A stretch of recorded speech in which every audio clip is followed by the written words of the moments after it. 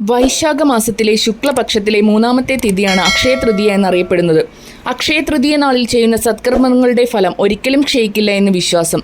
അന്ന് പാവപ്പെട്ടവർക്ക് ദാനധർമ്മങ്ങൾ നടത്തുന്നത് പുണ്യമായി കരുതുന്നു. മഹാവിഷ്ണു അവതാരങ്ങളായ പരശുരാമൻ, ബലഭദ്രൻ എന്നിവർ ജനിച്ച ദിവസം, ഭഗവതി അന്നപൂർണേശ്വരിയുടെ അവതാര ദിവസം, മഹാലക്ഷ്മി അനുഗ്രഹം ചൊരിയുന്ന ദിവസം എന്നിവ കൂടിയാണിത്. അതിനാൽ പരശുരാമ ജയന്തി, ബലഭദ്ര ജയന്തി അഥവാ കർഷകരുടെ പുണ്യദിവസം, സമൃദ്ധിയുടെ ദിവസം എന്നൊക്കെ പ്രാദേശികമായി പല പേരുകളിലും അറിയപ്പെടാറുണ്ട്. അന്നപൂർണ ദേവിയുടെ അവതാര ദിവസമായതിനാൽ ഭഗവതി ക്ഷേത്രങ്ങളിൽ ഇത് വിശേഷമാണ്.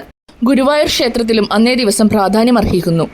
വിഷ്ണുധർമ്മസൂത്രത്തിലാണ് അക്ഷയ തൃതീയയെക്കുറിച്ചുള്ള ആദ്യത്തെ പരാമർശം കാണുന്നത്. അന്ന് ഉപവസിക്കുകയും വിഷ്ണുവിന് അന്നം നിവേദിക്കുകയും പിന്നീട് അതുകൊണ്ട് അഗ്നിയെ പ്രീതിപ്പെടുത്തിയ ശേഷം ദാനം ചെയ്യുകയും വേണമെന്ന് അതിൽ പ്രസ്താവിച്ചിട്ടുണ്ട്.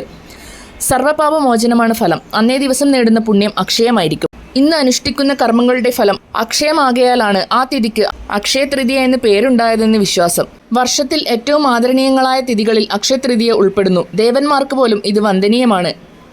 വരൾച്ചയിൽ വേവുന്ന ഭൂമിക്ക് സ്വാന്തന സ്പർശമായി ഭഗീരഥ മുനിയുടെ തപസ്സിലൂടെ ഗംഗാനദി സ്വർഗത്തിൽ നിന്ന് ഭൂമിയിലേക്ക് ഒഴുകിയെത്തിയത് അക്ഷയ തൃതീയ ദിനത്തിലാണെന്ന് വിശ്വാസം.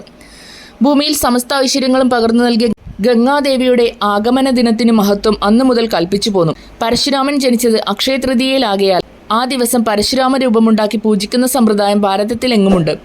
അക്ഷയ തൃതീയയ്ക്ക് എല്ലാ ക്ഷേത്രങ്ങളിലും തന്നെ വിശേഷാൽ പൂജകൾ നടക്കാറുണ്ട്. ഈ ദിവസങ്ങളിൽ ചെയ്യുന്ന പുണ്യകർമ്മങ്ങളുടെ ഫലം ക്ഷയമില്ലാത്തതാണെന്ന് സങ്കല്പം.